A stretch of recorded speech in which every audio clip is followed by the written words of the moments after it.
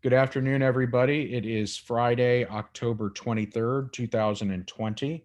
I'm Keir Murray, and I'm joined by my dad, Dr. Richard Murray from the University of Houston. We're going to discuss political goings on in the U.S. and the state of Texas in the midst now of early voting for the presidential election.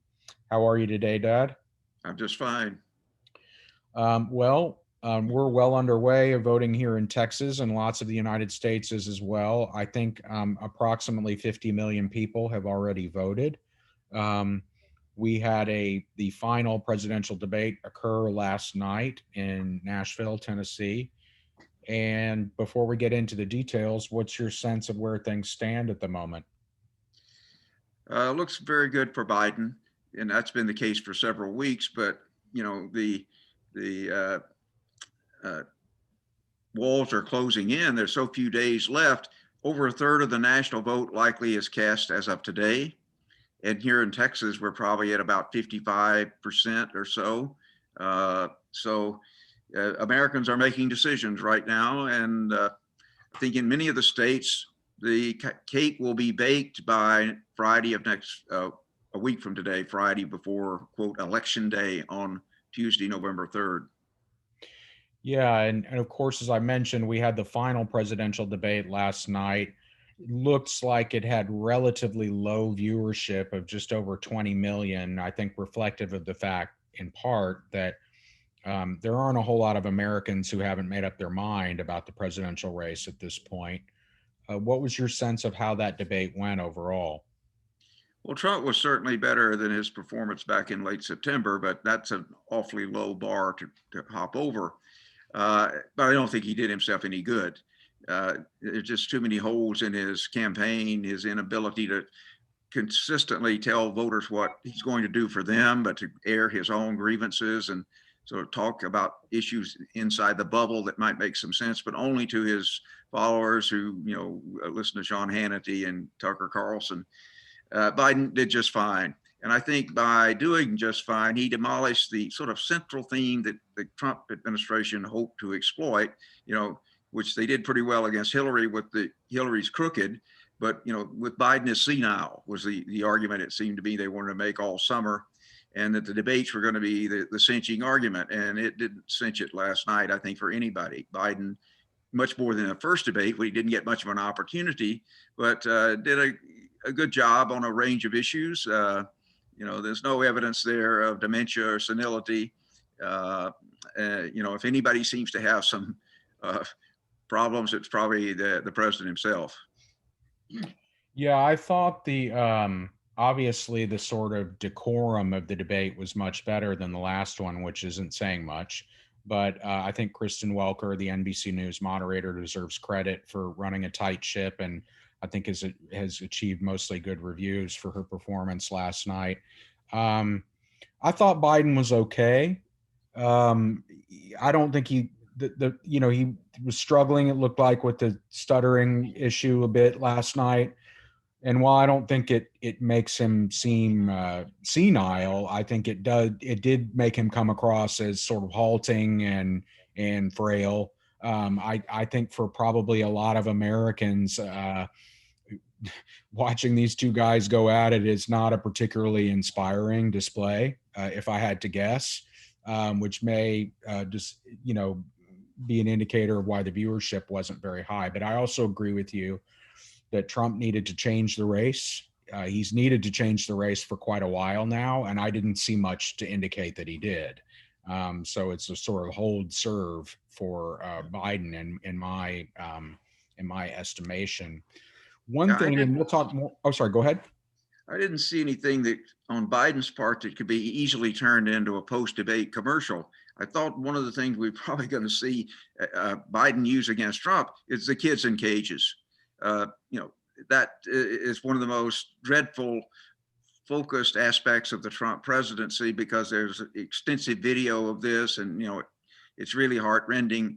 And it came up very powerfully in this debate. And even if only 20 million people saw it live, I expect that particularly in Latino communities, a well-funded campaign like Biden is going to pound that home over the next 10 days. Yeah, you could see them using some of that as some base mobilization advertising to reach some, lower propensity voters who maybe have not decided yet whether they're actually going to come out and vote. One thing I wondered about, sort of related to Texas, you mentioned sound bites, was this question about fracking and whether Biden supports a ban. Obviously, here in the Houston area and on a larger scale in the state of Texas, the energy industry is an important part of our state economically and for things like state revenue. What was your sense of how damaging, if at all, that statement by Biden might be? And could the Trump campaign, for example, turn that into an ad against him? I'm sure they will, but they're not spending much in Texas, which is probably, other than Pennsylvania, the two states that have a lot of fracking that are now somewhat in play. But Biden has been consistent. He was pressed hard in the Democratic primary by a whole bunch of leading candidates who were against fracking, and he made it clear he wasn't on federal lands. But yeah, that's a pretty limited amount of acreage. So I don't think he has a big problem there. Uh, I think even in the oil patch, there's a growing recognition that, as with coal, we're going to transition away from, not completely ever, from fossil fuels, but that's the way of the future. And, many big oil companies like BP have basically started making plans along those lines. Yeah, and of course, before the debate last night, we saw, I think, ExxonMobil put out a general statement saying that they're going to have to reduce their workforce based on the conditions of the market, and but that they still believe that the current energy system or use of energy is likely to remain viable for quite some time.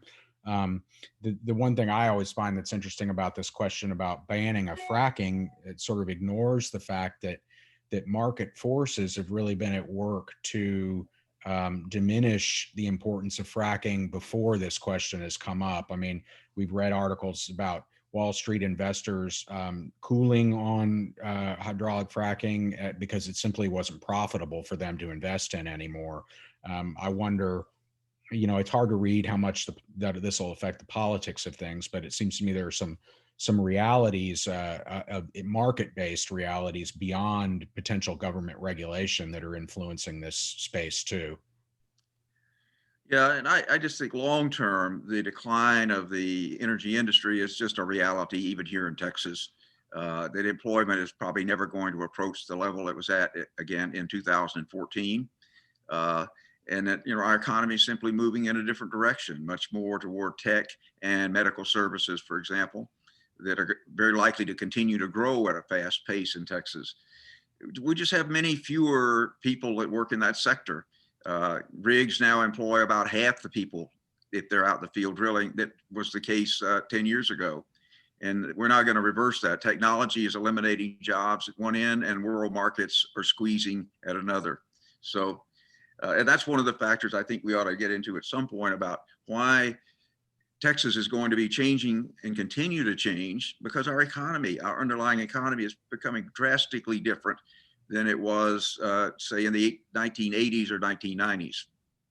Yeah, and having driven through parts of West Texas earlier this summer, you see a lot of wind turbines out there now that indicate to me that there's a shift even within industry economies, and capturing, trying to capture business on that side of things. So before we move into Texas specifically, what's your sense? I mean, we mentioned at the outset around maybe 50 million people or so have voted so far. What's your sense about early voting and how that's going nationally? Well, I think it's answered for me a huge question. Overall turnout.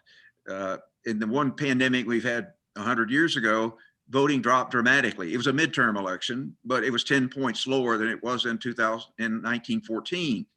That's not happening. The people that follow elections, like Michael McDonald, who runs this U.S. Elections Project, had always been saying we're going to have record turnout, and there's absolutely nothing that we see, including here in Texas, testing or people willing to vote in person. Resounding answer here, yes. The great majority of our vote is cast in person early. Yeah, we have an uptick in mail ballots, but it nowhere near leads to the increase in in-person voting that we're seeing across the state.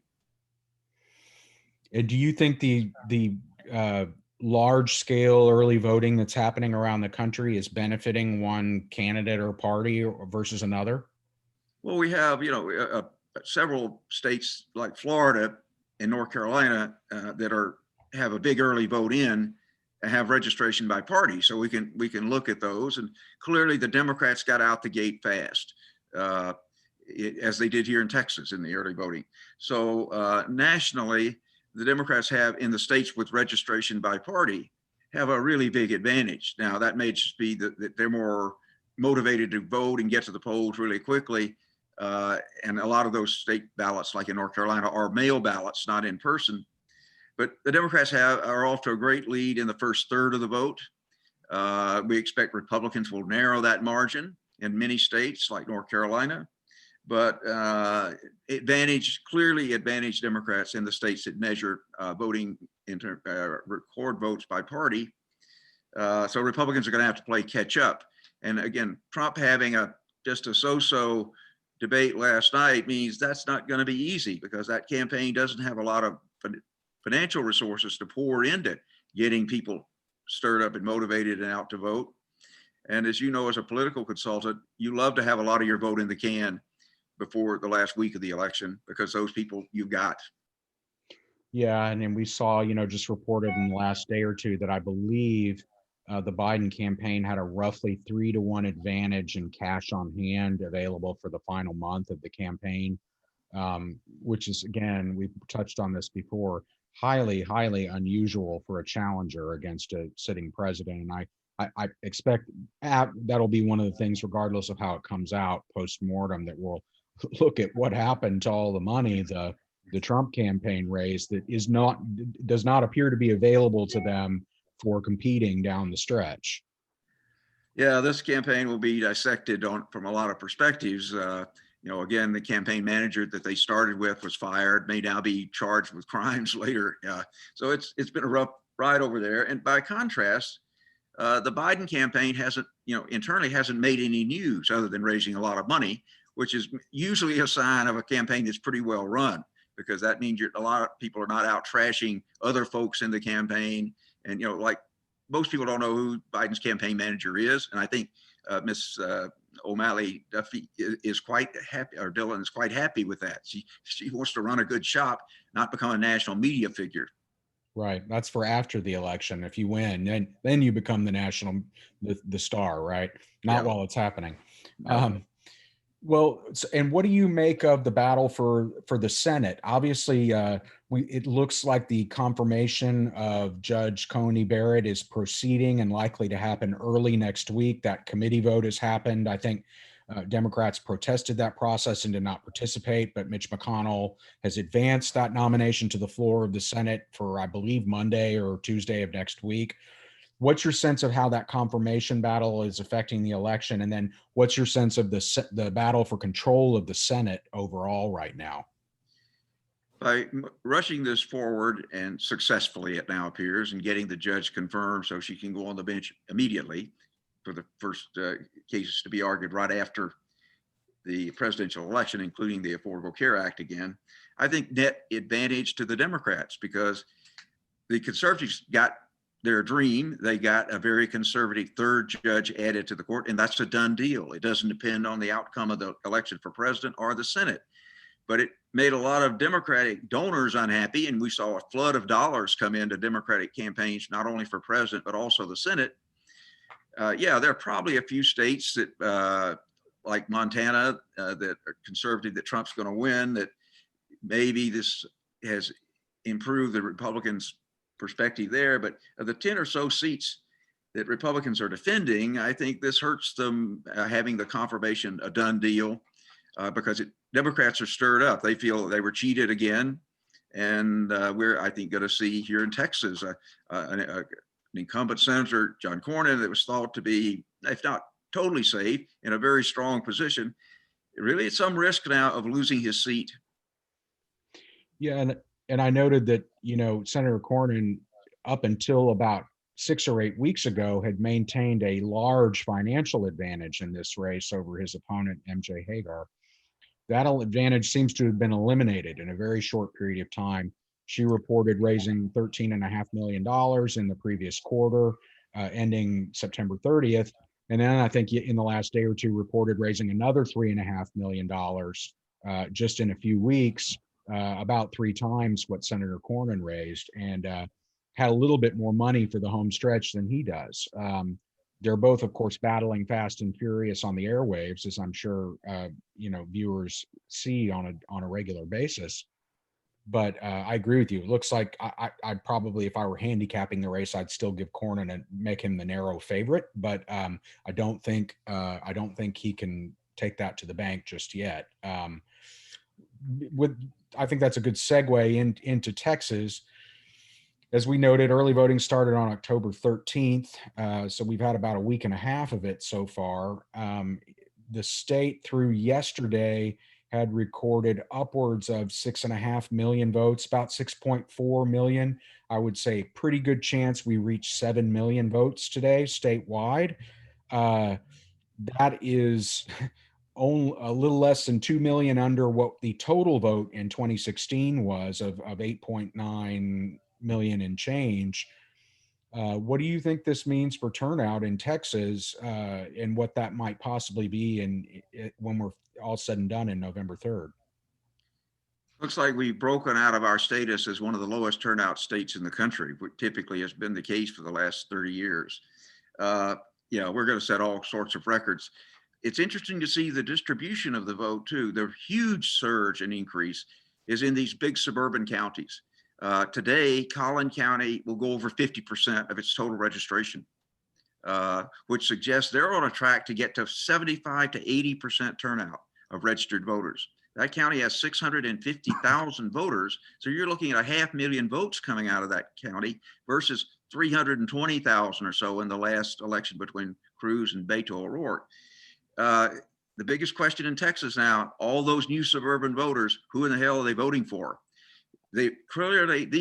Most of these counties were still Republican. Cruz got about 53% in Collin County, but that's a lot less than any Republican in a long time. Now with a huge surge of additional voters, it seems to me that if you have to pick one county that tells us the statewide result, Collin would be it. It's the biggest suburban county. It's voting furiously. You've got to have huge numbers of people there that have very little vote history because it's such an increase in over turnout. Big next county is Denton next door, 550,000 voters, almost at 50% today. So the suburbs, as we said for really all this year, are where the battle is joined in Texas, and those big Dallas suburban areas are the absolute ground zero. Do you think the high turnout in those suburban counties, just instinctively, do you think it benefits one side or the other? I think it gives the Democrats a good chance of at least splitting the vote there, and instead of the traditional, 35 or 40% share. Collin particularly has a lot of demographics that look like Fort Bend County, rapidly growing Asian population. And, that county went all of a sudden from being safely Republican to whoops, now a landslide Democratic county, with all the local officials in the last election winning on the Democratic side. So again, I'm really focused on the Dallas-Fort Worth suburbs. You've got, a huge vote there, enough to sway the whole state, given that everybody else is pretty closely divided. And as we know, a bunch of congressional and legislative seats also at stake. Yeah, and so we have another full week of early voting. There's just under 17 million registered voters in Texas. I think given the turnout we've seen so far, as I mentioned, I think we will have at or right around 7 million votes cast as of 7 p.m. this evening. Pretty good chance you reach 9 million by next Friday, I would say, which basically means by the end of early vote, you will have equaled the participation from the 2016 election or exceeded it. then what becomes your expectation for final turnout in the state? I'll mention that Derek Ryan, who's a well-regarded data expert for Texas Republicans, publishes these emails on a regular basis during voting, and raised a few eyebrows a couple of days ago when, in the sort of forward to before he laid out his data, said that he believes total turnout in the state's going above 12 million. That would mean the entire state is turning out at over 70% of registration. What do you think about that? And if you agree or disagree, and if you don't agree, where do you think we'll end up? The first statewide estimate I just concluded a day or two ago is lower than that. It projects it will end up with about 11 million. That now looks to be too conservative. So I think we're probably going to be closer to where Derek Ryan was saying we would be, 12 million. That would be a net of 3 million more than voted in 2012. That's an enormous jump, a 33% jump from one presidential cycle to another. But it looks like we're on track possibly to get there. And that means we've got a hell of a lot of people in this election that have very little, if any, vote history, because you don't go from that kind of increase, given that some of the people that voted in 2016 are deceased or have left the state. That means 4 million new voters compared to the last presidential election. Yeah, I looked a day or two ago at the statewide vote, and right at 25% of early voters, as of about 5 million in, were people who had not voted in 2016. Some of those had voted in 2018, which means they were maybe had moved into the state or registered that year, but a pretty large percentage. And I don't know where we'll end up either, but I candidly expected the early vote participation to slow down more this week than it has. So I was probably in the 10.5 to 11 million turnout range estimation. I think 11 is now the floor. I don't know how much above that we'll get, but I agree with you. It's hard for me to see, based on what's happening, that we're going to get anything under that. For example, I think probably about as we speak, Harris County is rolling past its 1 millionth vote cast. That's now within about 350,000 of our entire 2016 vote. Seems quite conceivable we'll reach that number by next Friday or exceed it.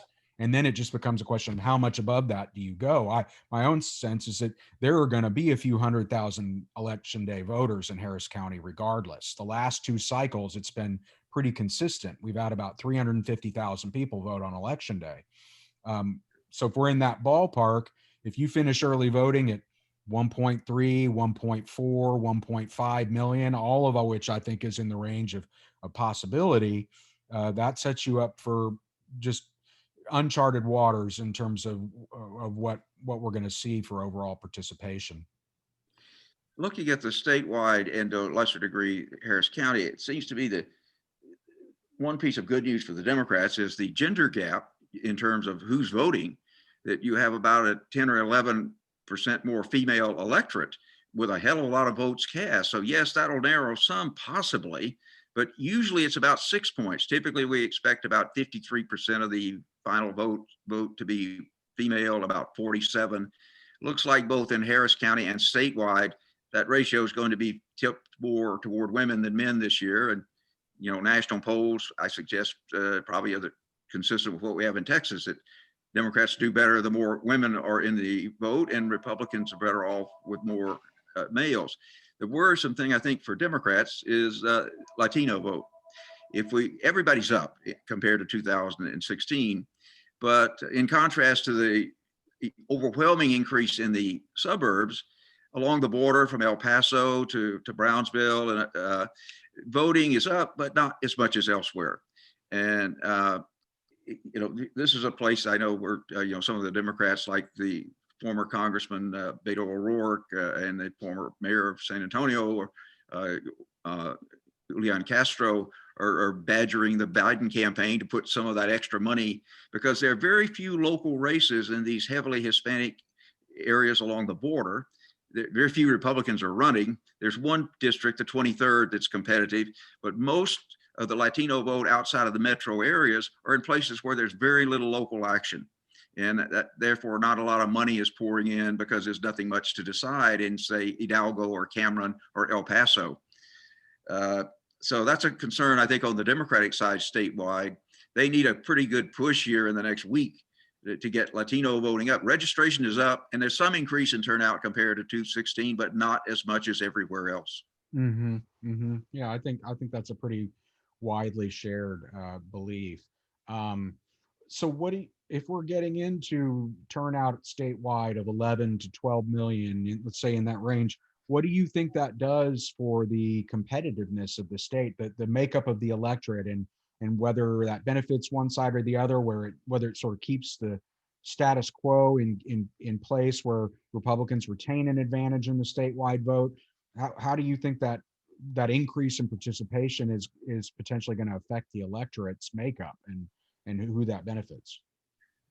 Well, for the Democrats, it's a big ray of hope because they've been losing for 25 years with low turnout, low participation. Even as the states changed demographically, the electorate didn't change much. The Republicans have been winning these presidential elections and the Senate election, which was near presidential turnout in 2018, with 4 to 4.5 million votes in a state with close to 30 million people. They're winning because the Democrats, until Beto O'Rourke, never had a statewide candidate that broke 4 million. He got over it a little bit. Well, a lot of Democrats are going to get over 4 million in this cycle. In fact, I think everybody running statewide will easily exceed that. So I think we'll have Democrats getting 5.5 million votes. And again, Beto's the previous record holder at just over 4 million.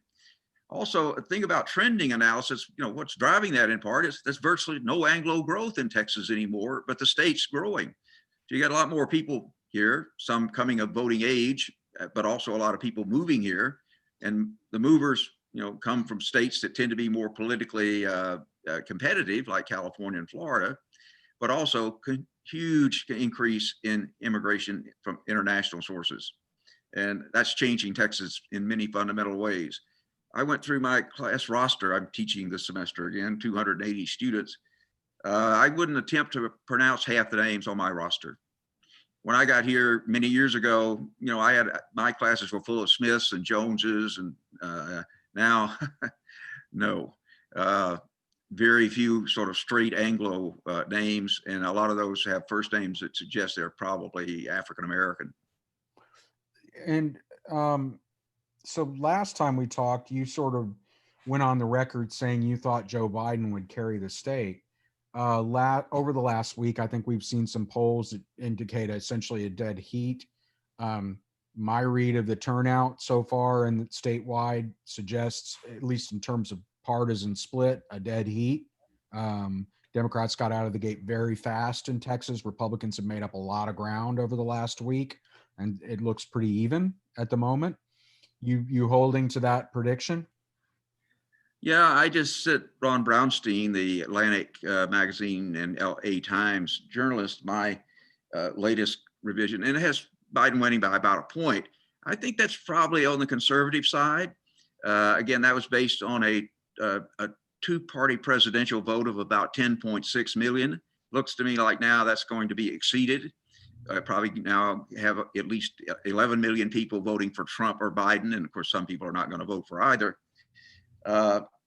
So I think this surge in the big suburbs, I think that's probably pretty good for Biden, but we'll not know until we close the polls at 7 and see how Collin County and Denton County and Williamson County and even Brazoria County, which is also seeing a huge surge in turnout, especially northern Brazoria, how those counties vote. But yeah, I think Biden has got the advantage in Texas.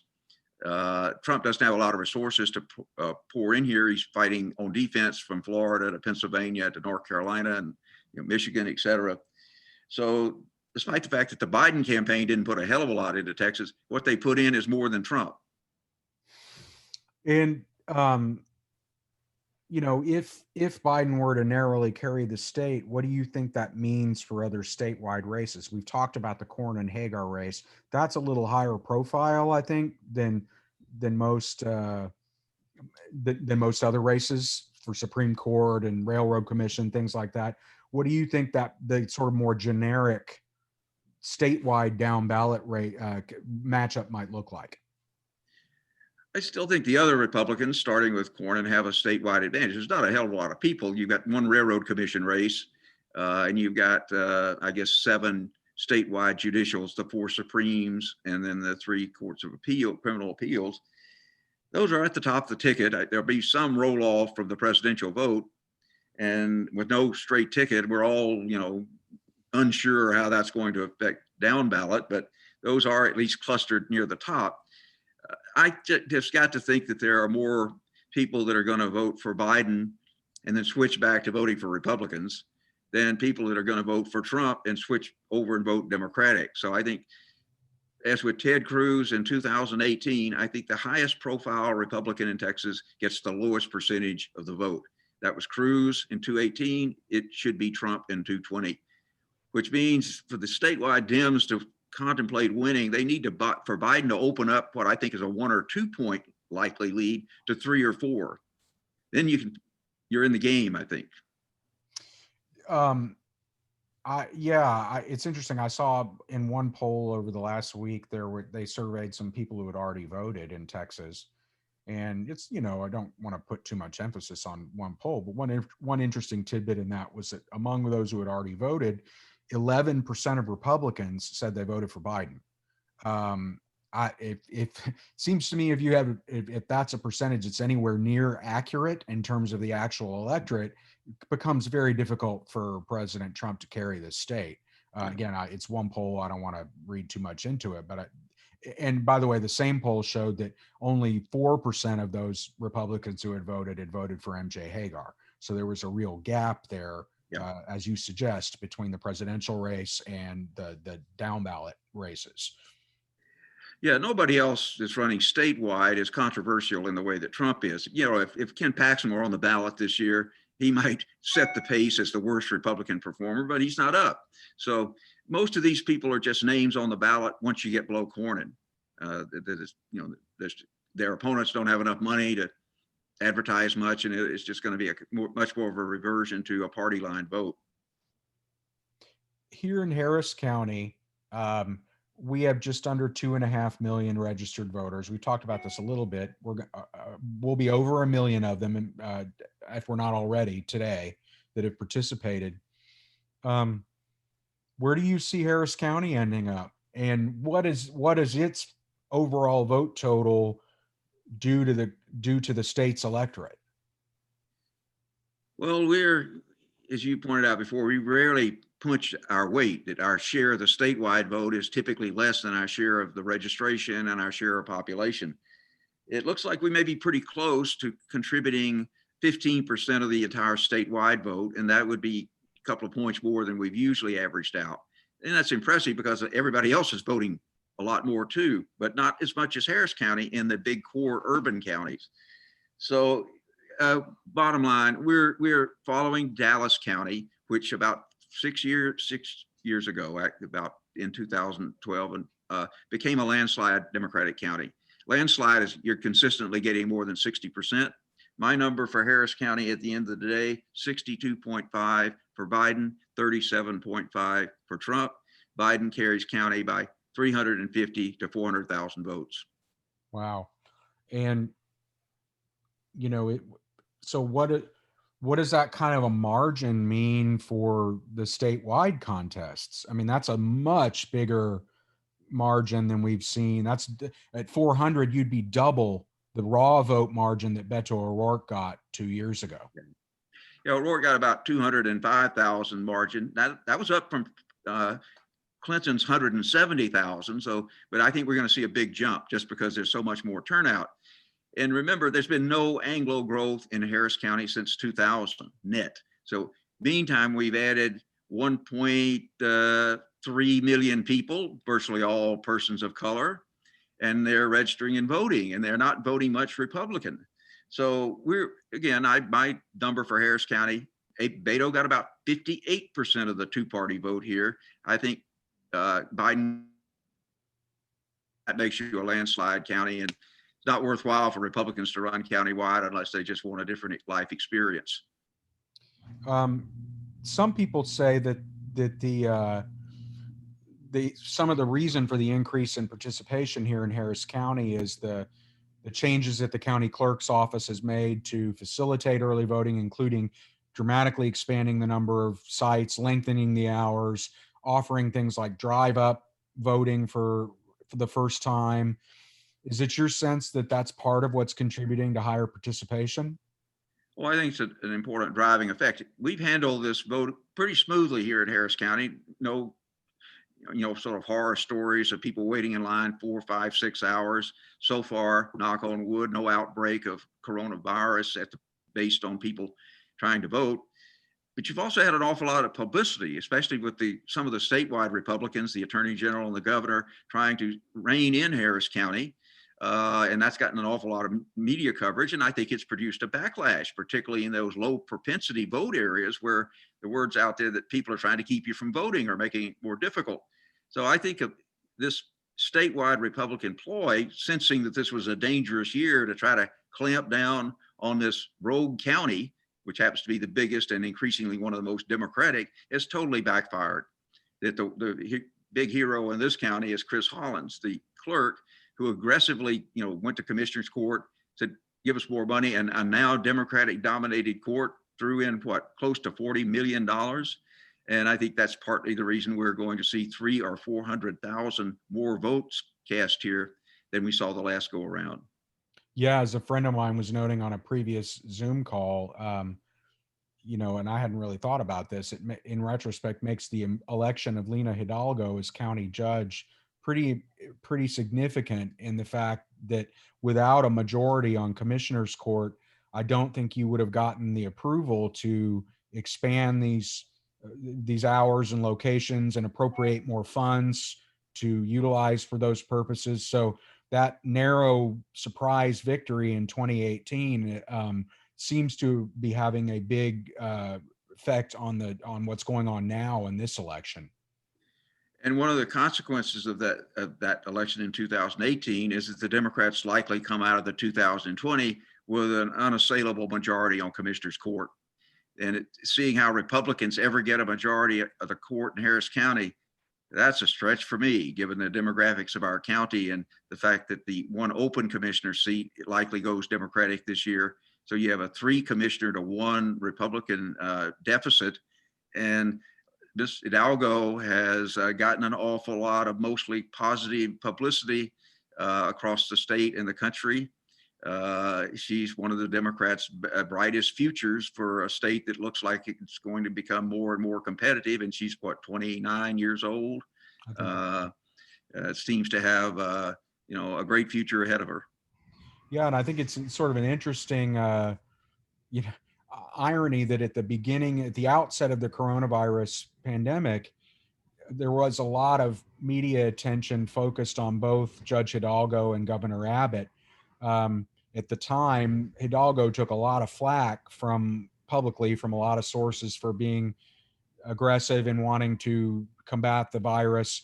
Governor Abbott, I think initially people supported his more laissez-faire approach to leaving the state open and not taking a lot of action. My own sense is that now 7-8 months into all this, their roles have reversed and we see her standing rising while the governor's has fallen.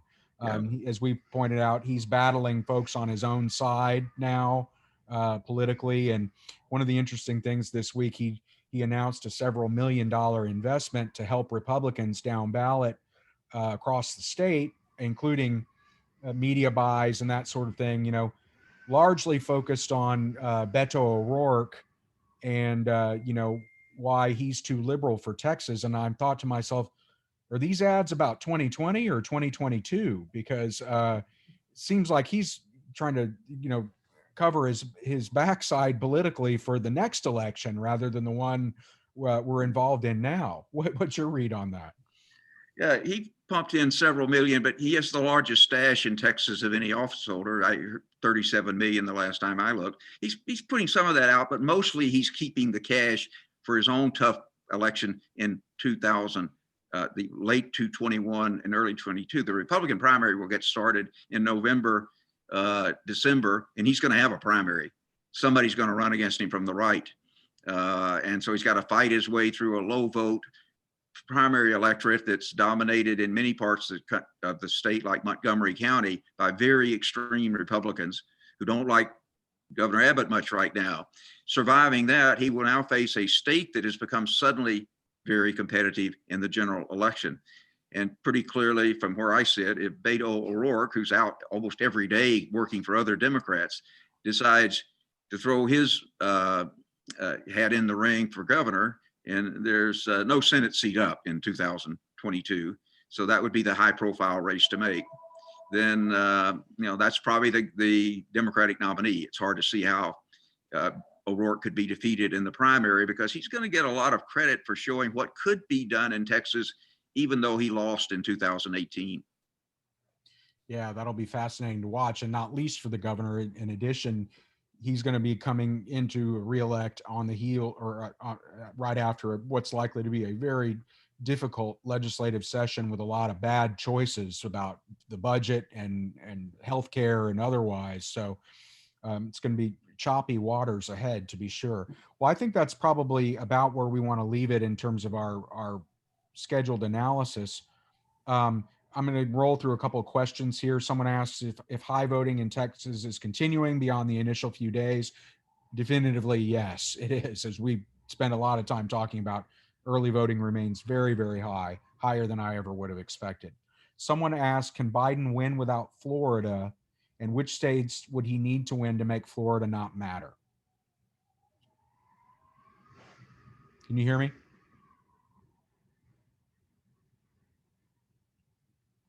Are we having a little technical trouble here?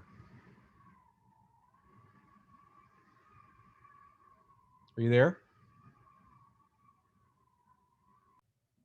We've been disconnected. So with that, I apologize for the abrupt ending of things. I'll just attempt to answer that question if folks can hear. I think Biden can win without Florida. It's those upper Midwest states like Pennsylvania, Michigan, Wisconsin, with the possible addition of Arizona. There's a comment. He doesn't have to win all of those, but if he loses Florida with a combination of those four states, he can still eke out an electoral college victory. Sorry for the technical problems. Thanks, everybody. We'll be back next week for our final version before the election is over. Bye-bye.